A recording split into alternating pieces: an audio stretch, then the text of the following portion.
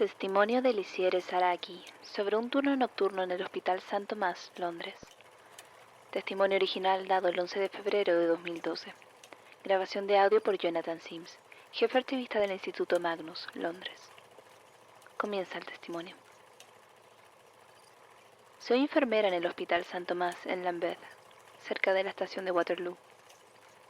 Técnicamente en estos días trabajo en Guy's en St. Thomas NH Foundation Trust, pero Guy's Hospital está en un sitio completamente diferente al otro lado de Londres, así que para ser claros, trabajo en St. Thomas.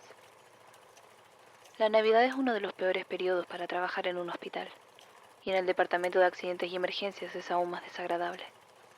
Pensionistas que no pueden darse el lujo de calentar adecuadamente sus hogares, borrachos que festejan demasiado y se lastiman, incluso personas que no miraron hacia dónde iban y se resbalaron con un trozo de hielo. La Navidad saca a relucir el lado de las personas que siempre parece llevarlas al hospital. Por lo que me sentí aliviada el año pasado cuando obtuve mi programa de turno y supe que mi último turno en el A&E de la temporada iba a ser en el 23, 2 días enteros antes de Navidad en sí. Esas eran buenas noticias. La mala noticia era que el 23 también era viernes, un día antes del gran día, y eso significaba que la gente terminaría de trabajar para comenzar las vacaciones y salir a celebrar. Cuando trabajas en accidentes y emergencias, hay pocas palabras que llenen tu corazón de temor como la palabra celebración. Esa noche no fue tan mala como algunas que había visto. Algunos huesos rotos y un par de lesiones provocadas por las drogas, pero no peleas o borrachos enojados, lo cual fue una bendición. Debían de ser aproximadamente la 1:30 de la madrugada cuando la ambulancia llegó. Habían avisado por radio y sabíamos que había un par de víctimas de quemaduras graves, así que estábamos lo suficientemente preparados como podríamos haberlo estado. Me dirigí a encontrarme con la ambulancia, cuando noté que la sala de espera de A&E estaba totalmente en silencio. Miré a mis alrededores y todas las personas que esperaba ver se encontraban ahí, algunas acunando heridas notables, pero ninguna de ellas emitía ningún sonido. Continuaron mirando su teléfono, leyendo libros, consolándose, pero ninguno de ellos habló. No tuve mucho tiempo para considerar realmente lo que estaba viendo, ya que en ese momento escuché que la ambulancia se detenía afuera y salí corriendo para atender a los pacientes. Cuando llegué ya los estaban sacando y el médico estaba evaluando sus quemaduras. El nombre de la doctora era Killith Grice y era residente en St. Thomas. Ella comenzó a darme algunas instrucciones a mí y a los técnicos de emergencia, pero me sorprendió lo calladamente que me estaba hablando.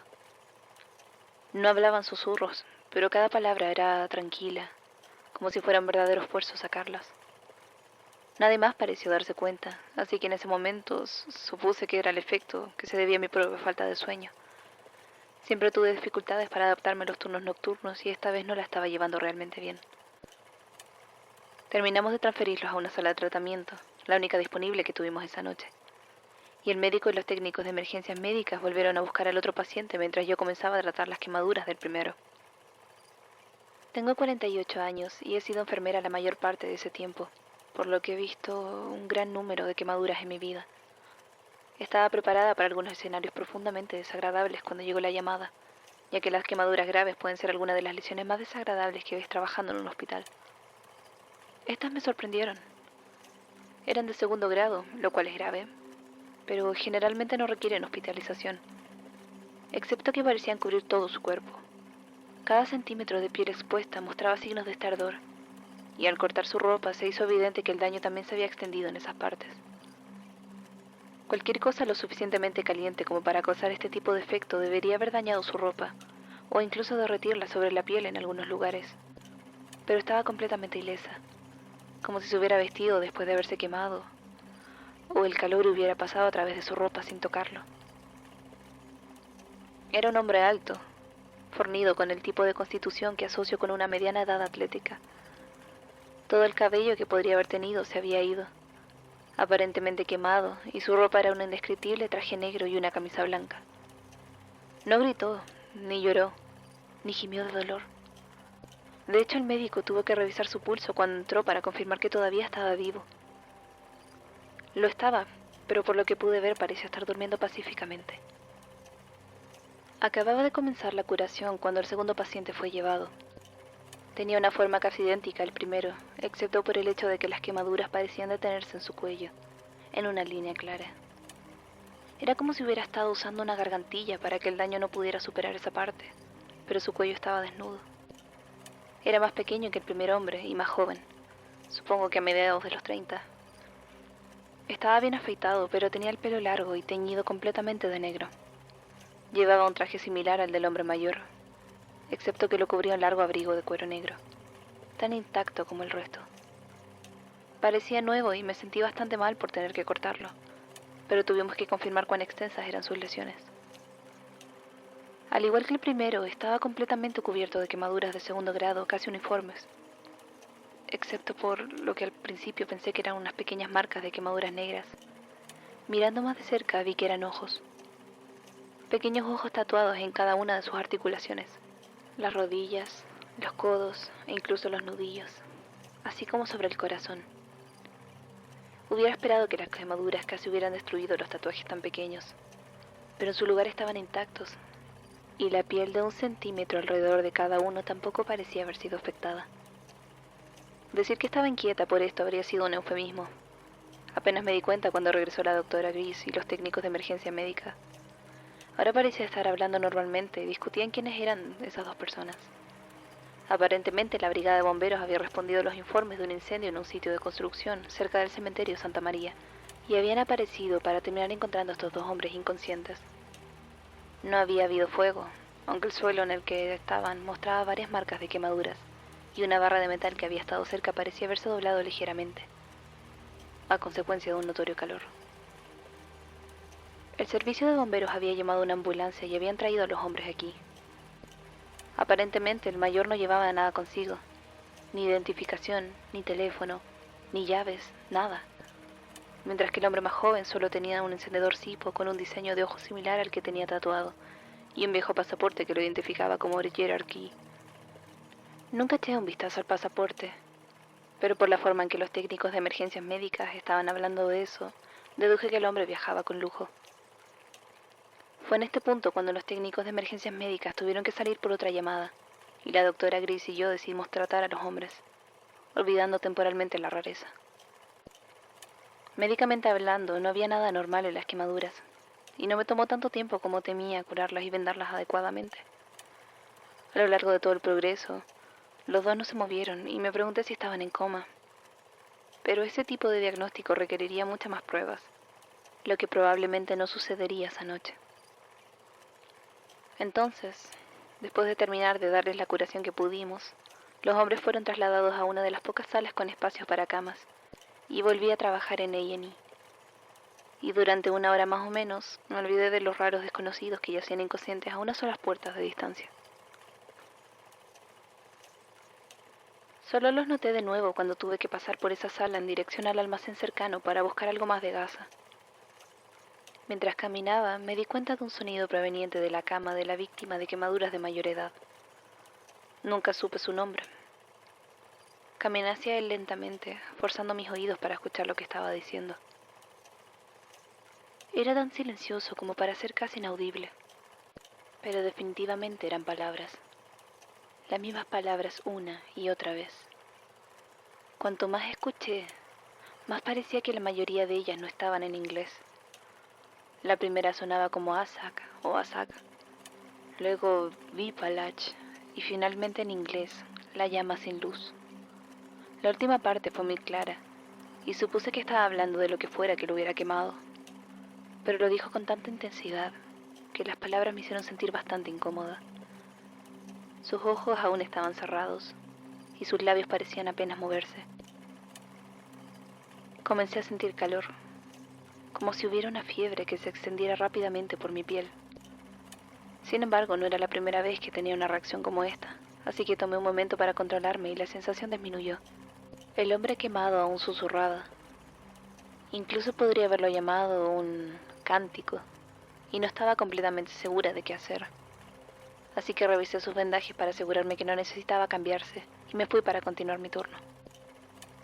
Si veía a la doctora Gris, lo cual era más que probable, entonces podría decirle que nuestra misteriosa víctima de quemaduras había comenzado a hablar, pero sobre todo quería mantenerme alejada de esa habitación. Cuando regresé a la recepción principal de accidentes y emergencias, las cosas comenzaron a ponerse realmente extrañas. Y por realmente extraño quiero decir que la recepción estaba totalmente vacía. No me importa lo tarde que sea, y en este punto eran casi las 3 de la mañana.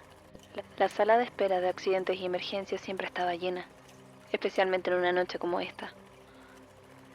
Quiero decir, había estado allí solo 5 minutos antes, y había más de 30 personas.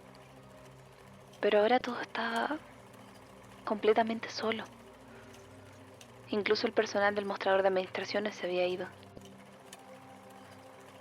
Francamente estaba asustada y comencé a revisar todas las salas de reconocimiento, las salas de al lado y las habitaciones individuales de los pacientes.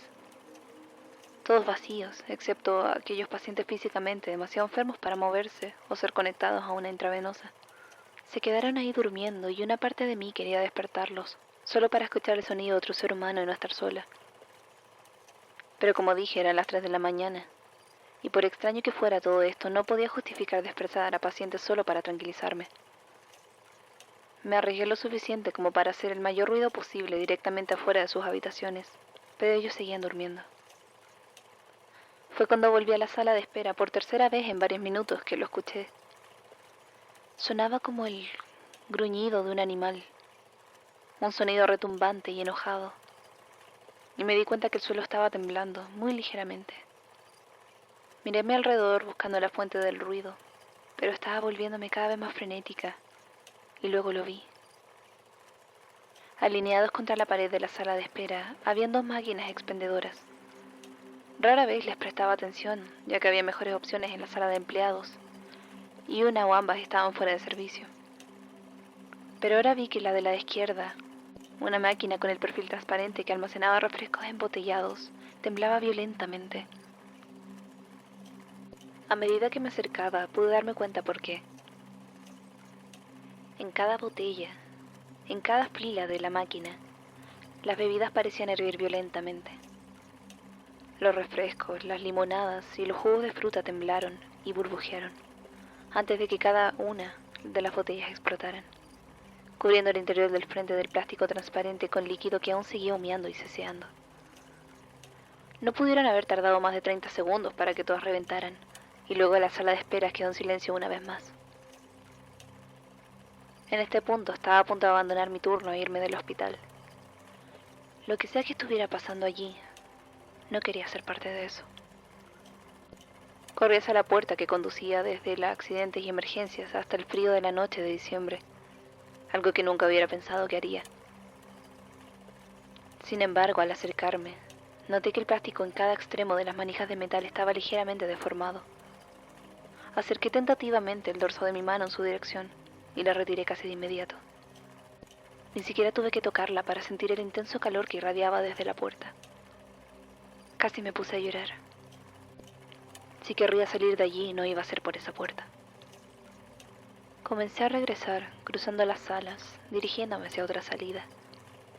Pero mientras caminaba, pude escuchar al hombre quemado todavía murmurando para sí mismo, más fuerte ahora, de modo que su extraño cántico era audible incluso fuera de su habitación. Estaba empezando a llegar a mí. Entré. No sé lo que estaba planeando hacer, solo quería hacer que se callara de alguna manera. Sus ojos ahora se encontraban abiertos, inyectados en sangre detrás de los vendajes, y mirando inexpresivamente hacia el techo. En ese momento decidí que iba a callarlo, incluso si tenía que mantener su boca cerrada físicamente. Me acerqué a él lentamente, decidida a sujetar su rostro. Un segundo antes de que pudiera tocarlo, una mano salió disparada y me agarró por la muñeca. Me volví para ver a la otra víctima de quemaduras, cuyo pasaporte lo había identificado como Gerard Key. Estaba de pie y negando con la cabeza. Su agarre en mi muñeca fue mucho más fuerte de lo que hubiera esperado de alguien tan malherido, y pude sentir un calor a través de su mano vendada, como si su piel todavía estuviera ardiendo de alguna manera. Grité. ¿Por qué no lo haría? Ya me había dado cuenta de que no había nadie cerca para escucharme. Inmediatamente me soltó la mano y se disculpó. Dijo que solo había estado intentando protegerme. Le pregunté de qué, y él hizo un gesto hacia el hombre quemado, todavía acostado inmóvil en su cama, recitando sus frases sin sentido. Echando un vistazo a su propio cuerpo, dijo que tocar al hombre habría sido una mala idea. Parecía sentir un tremendo dolor mientras hablaba, pero hizo todo lo posible para ocultarlo. No dije nada en ese momento. Quería preguntar qué estaba pasando y parecía que estaba esperando que hiciera eso, pero algo me detuvo. Algo me dijo que si había una explicación coherente para todo lo que había sucedido desde que llegó la ambulancia, no me sentiría mejor al saberla. Después de unos segundos de silencio incómodo, Gerard habló. Me preguntó si los paramédicos habían traído algún artículo con ellos. Específicamente, buscaba un pequeño libro encuadernado en cuero rojo y un colgante de cobre que había estado usando. No dijo qué diseño había en el colgante, pero supuse que debía haber sido un ojo. Le dije que ninguna de esas cosas había sido traída con él, y luego se mantuvo en silencio por mucho tiempo. Después de los últimos 10 minutos que pasé desesperadamente deseando que otro ser humano me hablara, debería haber estado aliviada por la compañía de Gerard. Pero mirándolo, de pie y caminando a pesar de las quemaduras que cubrían el 80% de su cuerpo, y luego de la gran cantidad de analgésicos que le habíamos dado, me dio mucho miedo. Finalmente sintió, como si me pasara por alto, y se dirigió cojeándose al pasillo, en dirección al armario de suministros. Le seguí y le pregunté qué estaba haciendo. No me respondió, pero de inmediato pareció saber el código de la puerta y entró, buscando algo en los estantes. Vio lo que buscaba y recogió un pequeño objeto envuelto en papel y plástico. Lo reconocí de inmediato, era un bisturí estéril. Iba a matar al hombre de los cánticos. Podía sentirlo en la forma en que miraba a través de mí mientras yo estaba parada en la puerta. Comenzó a caminar hacia donde estaba. El cuarto de almacenamiento no era grande y le tomó apenas unos segundos estar frente a mí, pero fue el segundo más largo que he experimentado mientras trataba de decidir si quería arriesgar mi propia vida por la del extraño de las quemaduras, que no paraba de recitar sus incomprensibles cánticos. Detrás de Gerard vi una botella de solución salina que comenzaba a burbujear y hervir. Me hice a un lado. Él asintió agradecido y dijo algo que recuerdo muy claramente, aunque todavía no tiene sentido. Me dijo sí. Para ti es mejor contemplar que la llama sin luz. No intenté detenerlo mientras regresaba a la sala. Solo me quedé ahí y vi cómo sacaba el bisturí. Murmuraba algunas palabras que no logré entender y hundía la cuchilla en el centro de la garganta del hombre de los cánticos. En ese momento se oyó un chisporroteo y un olor como a carne podrida a la parrilla. Vi cómo la carne alrededor de esa herida comenzó a ennegrecerse y a agrietarse. Los vendajes se agrietaron y se desintegraron, y la piel chamuscada se extendió sobre su cuerpo como agua. No hubo fuego y no se sentía calor. Pero en el transcurso de 20 segundos vi cómo el cuerpo de este hombre se convertía en cenizas. Incluso el bisturí desapareció. Gerard Key se dirigió hacia la cama y recogiendo la cuba vacía debajo de ella, recogió suavemente las cenizas en el recipiente de metal y me las entregó, pidiéndome que lo desechara. Lo tomé y salí aturdida, dirigiéndome hacia un basurero médico. Mientras caminaba por el pasillo, noté una figura en el otro extremo. Era la doctora Gris. No me da vergüenza admitir que lloré de alivio cuando corrí a la sala de espera y la vi una vez más llena de gente quejándose y gimiendo de dolor. Cuando terminé y volví a la habitación, Gerard estaba acostado en su propia cama, aparentemente durmiendo. Pensé en preguntarle qué había pasado, pero en ese momento llegó otra ambulancia con 3 miembros de una fiesta de Navidad que se habían salido peligrosamente fuera de control, y así el resto de mi turno se pasó volando. Gerard Key fue tratado por otros 4 días en el hospital, antes de ser dado de alta al cuidado de su madre. Traté de hablar con él sobre lo que sucedió, pero estaba bajo el efecto de muchos analgésicos y nunca pareció darse cuenta de que estaba allí. Supongo que pudo haberlo fingido, pero al final el resultado fue el mismo. Desde entonces he tratado de no pensar en eso. Me las había arreglado para cumplir casi 30 años trabajando como enfermera, sin que me sucediera algo así. Así que con suerte estaría eternamente retirada para cuando volviera a pasar algo igual. Aunque a veces me preocupo. En los últimos meses, cuando estoy sola en las salas, Tengo la sensación de que me están observando. No como si me estuvieran amenazando o juzgando, solo observando. Y en particular evito ese almacén. Fin del testimonio. Obviamente hay mucho que aclarar sobre esto, así que comencemos con lo que es demostrable. Sacha logró obtener acceso a los registros del hospital de ese tiempo y muestra la admisión de Gerard Key y un hombre desconocido por lesiones de quemaduras similares a los que describió la señora Saraki. Además, solo hay documentos del alta de Gerard Key y un breve informe policial sobre la desaparición de la segunda víctima de quemaduras. No se encontró manipulación de evidencia y nunca se abrió ningún caso oficial de personas desaparecidas. En lo que respecta al cántico del hombre misterioso, si era realmente Azak lo que estaba diciendo, entonces eso es bastante interesante. Azak es el nombre de un demonio en la mitología sumeria, asociado con la enfermedad y la corrupción, que realmente no parecen tener mucha relevancia para este testimonio, excepto que también se contaba en una leyenda que Azak podría hacer hervir peces vivos en sus ríos. Es cierto que en el mito sumerio esto se debía a que era monstruosamente feo, pero es una curiosa coincidencia. Vipalach también podría ser una mala interpretación de la palabra polaca Wipalach, que según me dice Martin significa cauterizar o marcar. Es cierto que si Martin habla polaco de la misma manera que habla latín, entonces otra vez podría estar diciendo tonterías. Pero lo he buscado y parece que tiene razón. Sin embargo, no puedo encontrar nada concluyente de la frase la llama sin luz, pero aparecen muchos contextos diferentes a lo largo de diversas publicaciones esotéricas. No se me escapó de la vista que esta es la segunda vez que Gerard Key aparece en este archivo. Me gustaría mucho obtener su testimonio. Desafortunadamente parece que falleció de un tumor cerebral a finales del año pasado. Sin embargo, estamos investigando más sobre él, y si tenemos suerte, tal vez ya tengamos una declaración suya escondida en algún lugar de estos malditos archivos.